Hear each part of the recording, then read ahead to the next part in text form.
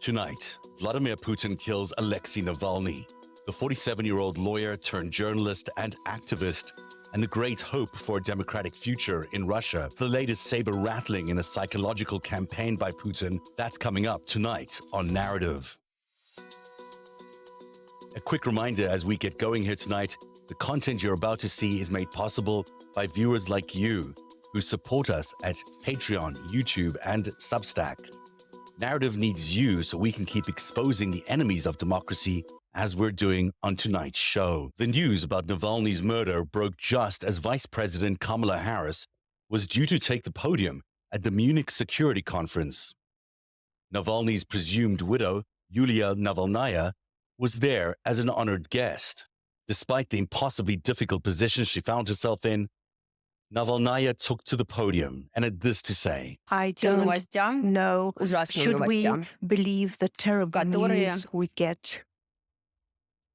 Но если это правда, But if it is я хочу, the truth, чтобы Путин, I would like все его окружение, Putin and all his путинские staff, друзья, everybody его правительство around him, знали, his government, что his они friends, понесут I want за them то, что know они сделали that с нашей they страной, will be punished for с моей what семьей they have done with и our с моим country, мужем with ответственность. my family, И этот день and наступит with my очень husband. скоро. They will be brought И to я хочу justice, призвать and все мировое this сообщество, day will come soon. всех And I would находящихся в like этом to зале, call upon all the людей во international всем мире, community, чтобы all мы the вместе people in the сплотились world.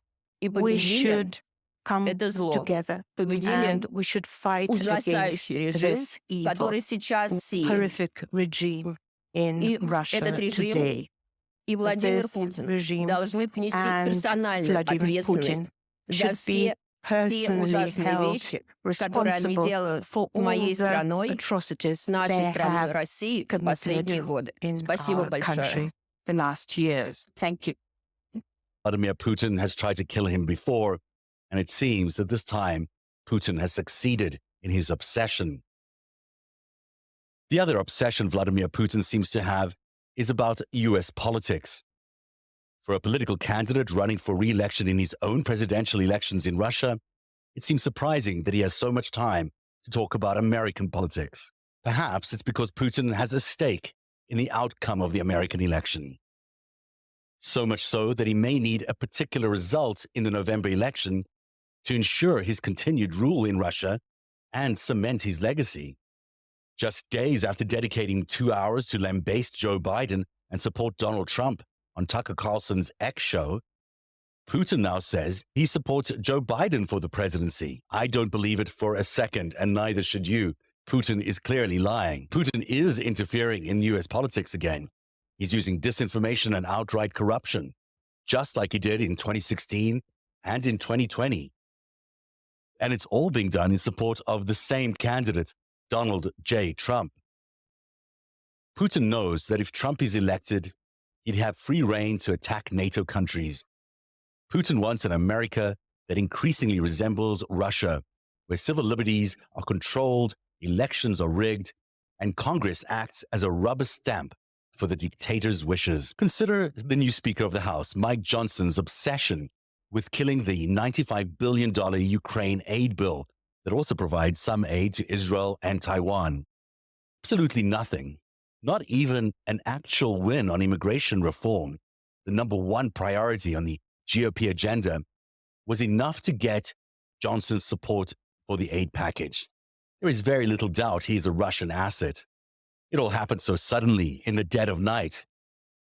The sleeping bear had been there all along, just waiting for this moment, and then awoke from his slumber, seizing control of the House. Johnson's policy decisions cannot be reasonably explained as coherent GOP policy, but they do clearly mirror Vladimir Putin's and other nations who seek to undermine America. Since Trump, no American politician has been so effective at advancing Russia's interests than Mike Johnson. Withdrawing support from Ukraine is bad policy. It's bad for the economy as it stalls vital weapons production, which is needed both in Ukraine and in our military. It means the brave Ukrainians who died resisting Putin will have perished in vain. and it gives Putin Ukraine. Plus, it also brings us closer to a global confrontation involving China and Taiwan and Iran. A vote for the GOP is a vote for World War III. I know what you're thinking. Here he goes again with that Russian thing. But let's be honest, the Russia thing was a very real thing. Putin knows that it's all worth the effort if he can get Trump elected again. He'll neutralize his greatest foe, the United States of America. Just got distracted. Got less than 2 weeks till the election. What in the world would do that? What fan in the world would do that? I'm working on it. I'm working on it. The go for smart bomb falling down a chimney. 2,500 missions a day, 100 days. One video of one bomb, Mr. Morse. The American people bought that war. War is show business. You want me to produce your war? Not a war. It's a pageant. We need a theme, a song, some visuals. We need, it's a pageant. It's a pageant. It's a pageant. That's what it is. Country's a war. It's Mr. America, your bird party. In the 1987 satire Wag the Dog, Dustin Hoffman played a political spin doctor who manufactured a made-for-TV war to rescue the flagging political fortunes of an incumbent president accused of fondling a young Girl Scout.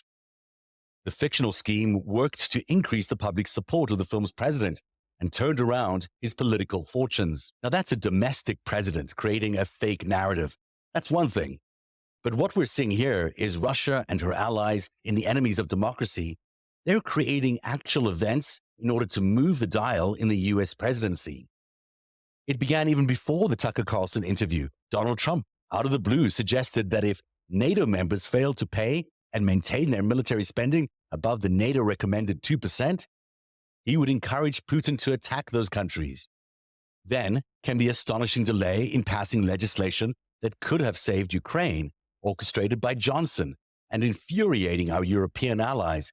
And then came the murder of Navalny, just hours before the conference began. And with full knowledge that Navalny's wife would be the guest of honor there.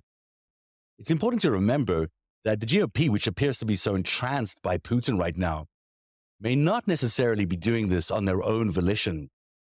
Putin likely holds vicious compromise over many of the GOP men and women in Congress, and he wouldn't hesitate to use it. We're so lucky to have Rick Petrie join us tonight from the Council for Foreign Relations.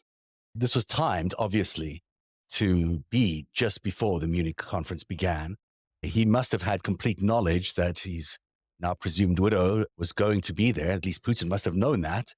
And along with Kamala Harris, this was a message. This was not just a assassination. And along with the campaign that was leading up to this with Tucker Carlson, these are quite significant things that have happened in the last few weeks, all revolving around Russia. As a prelude to the Munich Conference, it certainly sends a saber-rattling kind of message to NATO. What are your thoughts about this massive turn of events and the timing of it in particular? It's obviously horrific. It's further proof that this is a very hard dictatorial regime. I think it's a regime that's been through several phases of hardening, and we're now at the hardest level yet with very little attempt at disguising it. They have taken the opportunity to murder someone who was probably the most effective opposition spokesperson and revealer of Putin's nepotism and corruption in a generation. So it's sad for those Russians who care about democracy. I'm personally sad that there aren't more of those. The constituency that Navalny appealed to, or the constituency he attempted to rally in opposition to Putin, I think responded disappointingly. I don't think that there is as deep a constituency for liberal democracy in Russia as we've always hoped there would be. And it was a time when many of us were hopeful and thought that we might be entering a new era, not just in Russian political history, but in world history, in the sense that Russia could be brought into the Western fold.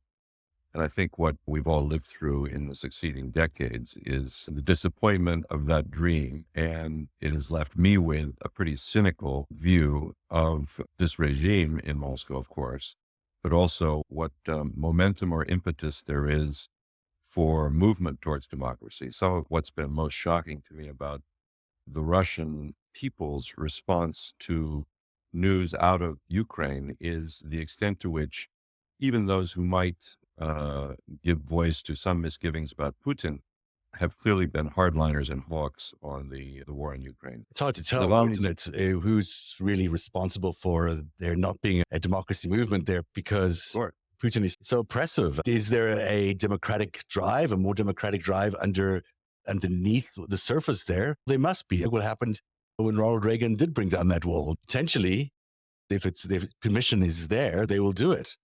The trouble, Zev, is that as many writers on totalitarianism and authoritarianism have been teaching us, the weight of 3.5 decades of incessant control of the media and stifling of vocal opposition, rigging of elections, etc., eventually takes its toll. And what I'm afraid is that we're seeing that the Russian people who certainly in 96, when I was there, were full of energy and enthusiasm for a democratic future. I just don't see that same enthusiasm now. And I think Navalny, to some extent, was crying into a void, which is maybe the most tragic thing about the way in which his life has ended up. I've seen snippets. I have such difficulty watching the guy. Yeah.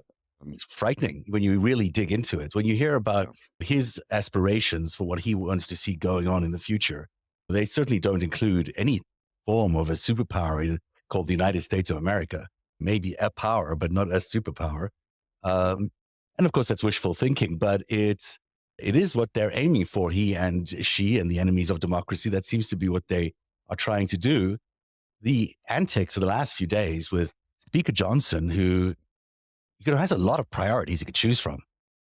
To choose the Ukraine aid as the hill to die on is remarkable to me as a thing and you think about the number of things he could fight about. Clearly, he is openly signaling his connection to Putin. And we know that it exists. We know that two of his previous funders who funded him $37,000 in previous campaigns are close to Putin, not seriously close to Putin, like his former chief of staff and one of his former best friends. It's not hard to imagine a world where you've got not only Donald Trump telling the GOP House Speaker what to do, but also Vladimir Putin, maybe through Donald Trump or through whomever, also telling the House Speaker what to do. And that's a terrifying thought when you think about it. It would pass with substantial GOP votes if it were brought to the floor, which is to say to me that Johnson is, in defying that support from within his own party, he's punctuating, or he's putting an exclamation point at the end of the demonstration that you say he's making of his support for Putin. Yeah. Yeah, he really is. And this is why I'm very excited you came on tonight, because here we are in the last, maybe February, we got 9 months to the elections. And a lot can happen in those 9 months. We certainly know that the election will really only get going in the last 6 months or so. We've seen what has happened in elections in the past. We've seen those October surprises where you talk about the start of Nixon's career as a president. What happened with what was the name of that affair? She was the intermediary between the Vietnamese and the Chinese. And basically Nixon used that as a way to get Johnson to make sure the end of the war came after Nixon was elected. It was Chiang Kai-shek's wife. Yes. I can't remember her name now, just slips my mind. Madam something. Yeah, I'll find it here while we chat. It's happened there. It certainly happened when Ronald Reagan and Jimmy Carter were handing over because of the Iranian hostage crisis.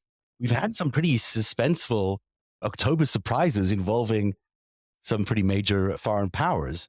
We're knowing the propensity for people like Rudy Giuliani to be involved in these things and Roger Stone to be involved in these things. And considering where the world is looking, where we've got wars in Gaza, you've got wars in Ukraine, and potentially a war developing in Taiwan, these are all devastatingly difficult for us, and also opportunities for any foreign player to throw a curveball in the elections. As you look at each of those situations, you look at Ukraine and potentially Taiwan, and especially Israel, which you're so familiar with, a lot could happen there, right? That could really change the dynamic between now and the November elections. I put nothing past Trump, and I do believe he's the key player on the GOP side. It's obviously at the behest of Putin, but the question is whether the message is being passed through Trump, but nevertheless, I think Trump is the one around whom all of the other GOP players dance, perhaps to some extent out of fear, but mostly, I think, out of the realpolitik that, like it or not, Trump or his endorsement of GOP candidates continues to be essential for their success and for their fundraising. And he really has them in a headlock. And he, for reasons that I think are obvious, does not want aid to Ukraine. And it is clearly a continuation of Trump's attitudes and actions towards Ukraine that go back to impeachment 2.0 or 1.0, and to the subtraction of Ukraine aid as a platform in the as a plank in the Republican platform at the Republican National Convention in July of 2016. It's been a consistent theme all the way through. You can hang around that, all of Rudy Giuliani's activities and others in Ukraine, but Ukraine has been the bellwether for Trump and his fealty towards Putin. And he's still very desperate to deliver on that. And it's very dangerous for us as a country and for NATO as an alliance and for Western democracy. Let's look at that one specifically then a little bit further. So say we don't send the aid to Ukraine and that Ukraine is ultimately lost in that situation, one would think, to the Russians. They've already lost, I believe, or about to lose a town in that they had previously been holding to the Russians in the military field today. If that's actually a reality of what's happening in the field, if the lack of artillery that's arriving from the United States is that slow that they're losing strongholds, they say within 6 months they could be losing all their supply, then we could be seeing in 6 months a situation where before the elections come around, that Putin is now the new owner of Ukraine and looking elsewhere, looking towards Lithuania, Poland, Sweden. Who knows where he's looking? I'm not one to comment about the stockpiles of artillery shells in Russia or in Ukraine and how close to the bottom of the barrel the Ukrainians are. But clearly, at least the message from our administration and the message from the Ukrainians and other European leaders is that the situation is, if not desperate, then very serious. And it's a shame, a real shame on us that we're not contributing to the effort. I saw today that there is an agreement from Macron and I think Germany of a combined, I think 79 billion euros. I may have that number wrong, but it's large, that they're going to make an immediate allocation. Much of that money, I think, unless it has strings tied to it by the Europeans, some of that money may even come back to Lockheed and the people here. A significant amount of that money would be invested in our economy. That's probably a good sign that these alliances have held throughout and are still holding.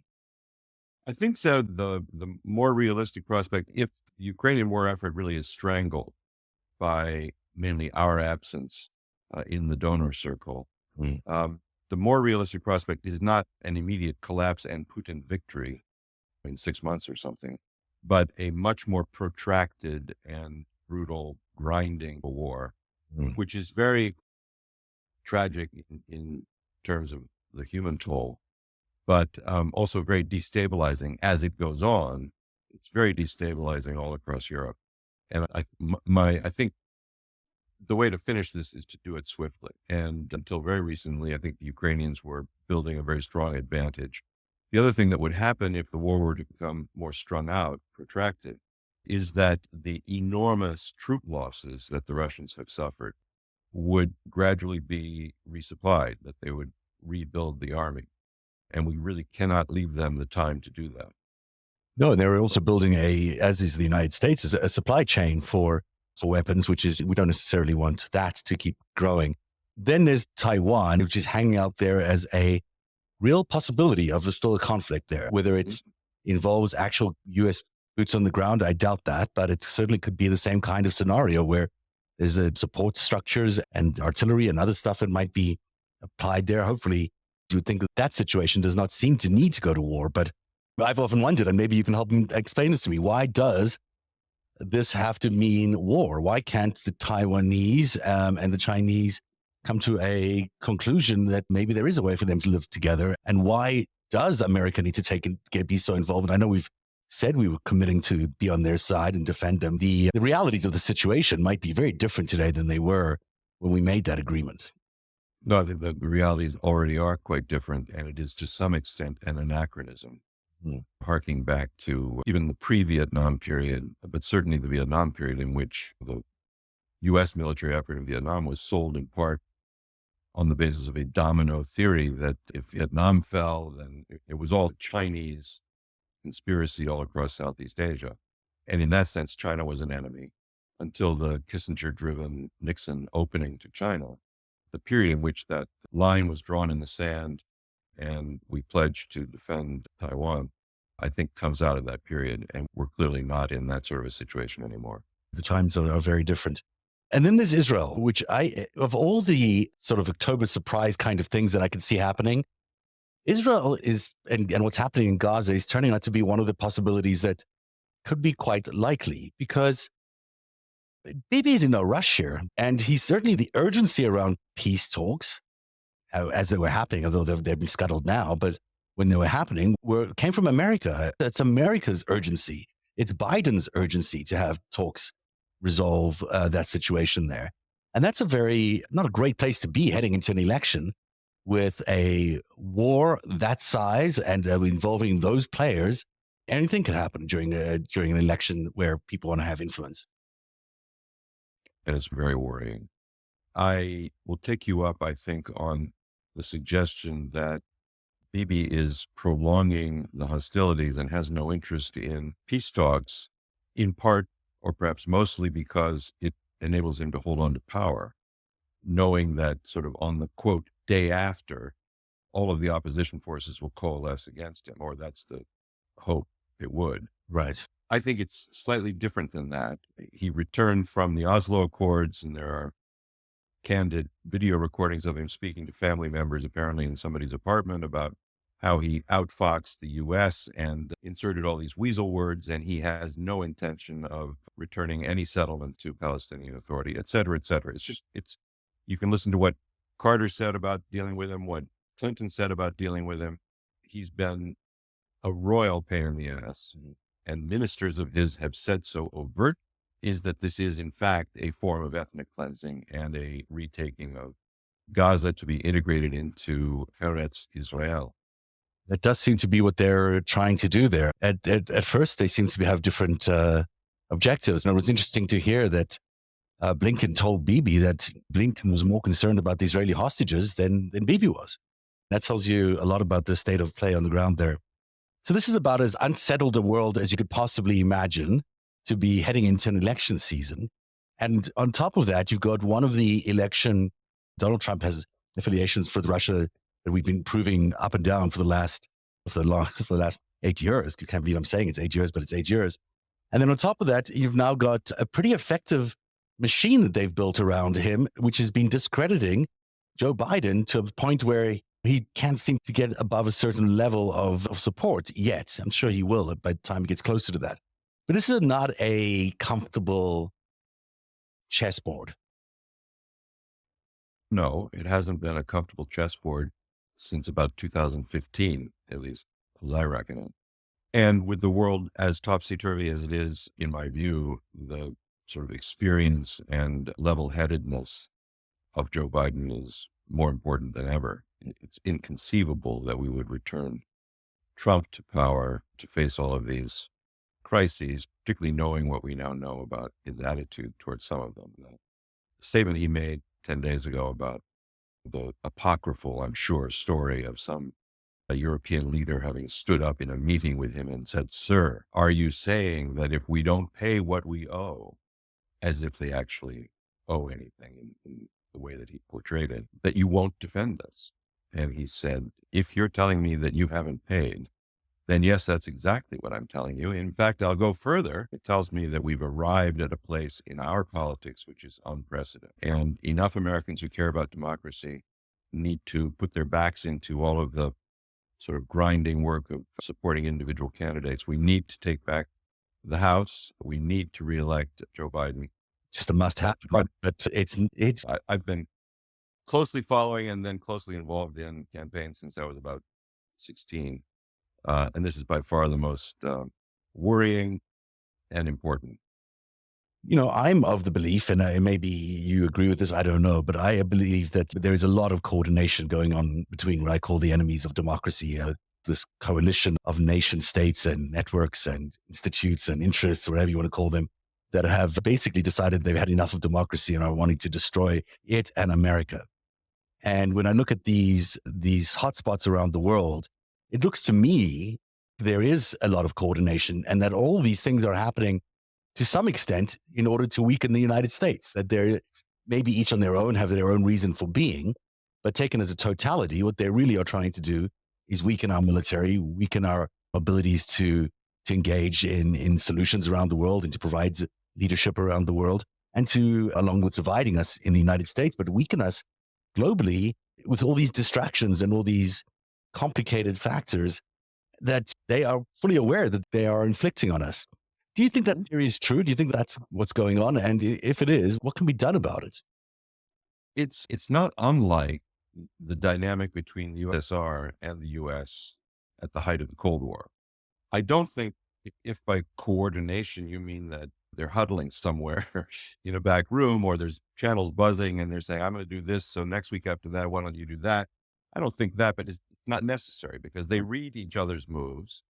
They see the openings that somebody else has provided, and within their own sphere of activity, they can then take a step. But it's clear going forward. It's clear that we're fighting a sort of rising tide of rightist, populist, ethnic nationalist, anti-democratic forces in many places, including in Western countries. Yeah, that's right. I could keep talking to you for a long time. I know I only asked you to commit for this amount of time. So we can wrap up fairly soon. But when you're looking at the world right now, what are the things what's the stories that are most impacting you today that you're thinking about, boy, things have changed? Is it the Donald Trump story? Is it the Fani Willis story? Are there stories outside of this foreign realm that you're also thinking, these are game changers? I'm these days primarily focused on domestic U.S. politics and the way in which the landscape is being arranged for November. And I'm hoping that the drumbeat of news that has already been generated, but much more of which will be generated through these trials of Donald Trump, which I'm confident will happen. I see frequently on Twitter posts about people saying that you're a babe in the woods if you think he's ever going to come to trial, let alone go to prison. But I think there will be trials and there will be important revelations. And I'm hopeful that at the margins, I don't expect some wholesale reversion to mean of the sort of MAGA crowd. They're not all suddenly going to wake up in the morning and say, we've been wrong. My God, we've been wrong. But I hope that at the margins, enough sensible people who traditionally have voted GOP because that's what their fathers and grandfathers did, that enough of them will finally say, you know what, I just can't. And that will be enough to swing the election, together with all the other vote segments that we think we can count on in the Democratic Party. That's a very important development, because we've got to begin the process of pushing this MAGA fanatic, alternative facts, right-wing crowd back to the periphery of our politics, or else we're going to be mired in the kind of situation that we're in today. It has to be this election, and this will be the end of it, one would hope. I'd just jump in to say, I don't think that it's going to be, quote, the end of it. Mm-hmm. I think we're in a protracted struggle, but I said we have to, with this election, make a decisive turn and start to push them back to the periphery. All of their bent, the aspiring candidates, the sort of the junior varsity level guys who are coming up, are imbued with this. Mm-hmm. And it's going to be a task.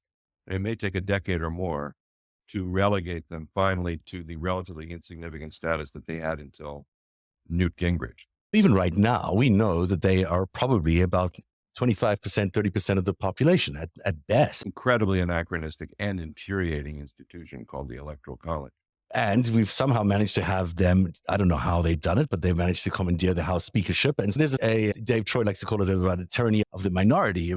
These powerful but crazy people holding power simply because they've managed to take our democratic norms and our democratic rules and manipulate it for their own benefit. We've had crazy politicians before. What we haven't had is an entire significant segment of the voting public who were acting like the people who followed Jim Jones into Jonestown and drank the Kool-Aid. And a lot of that is driven by media. We're in a different media environment. There's different technology. The old media structures are breaking down.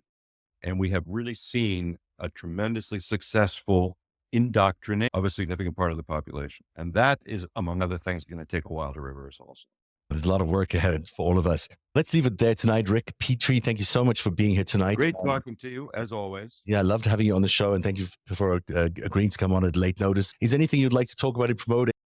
No, I'm done. You're done. You're done. Done. You deserve it. Have a great weekend. Okay, bye-bye.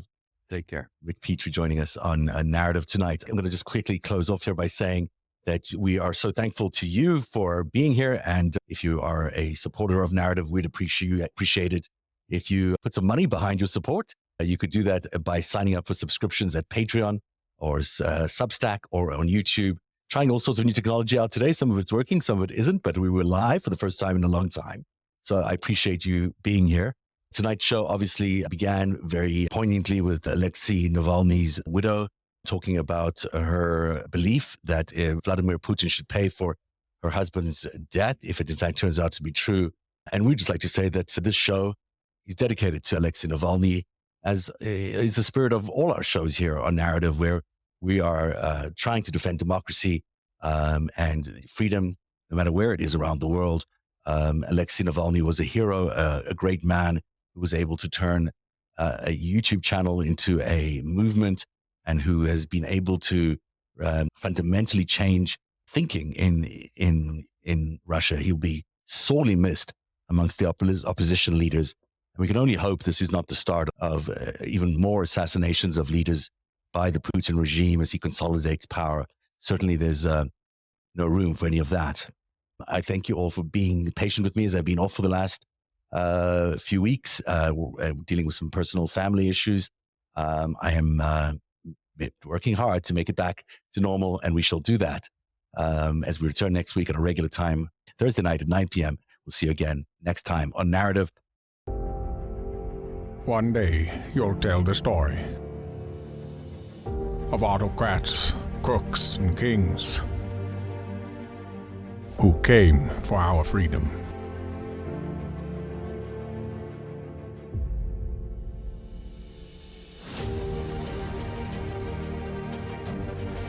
A story of citizens who stood up to tyranny and won.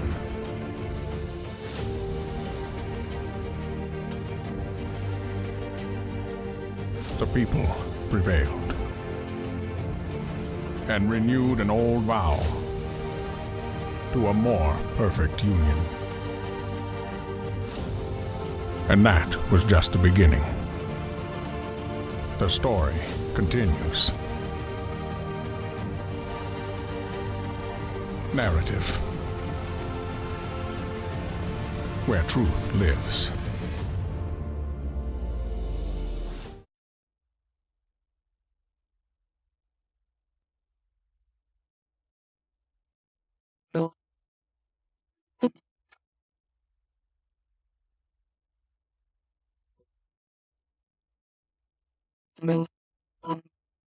So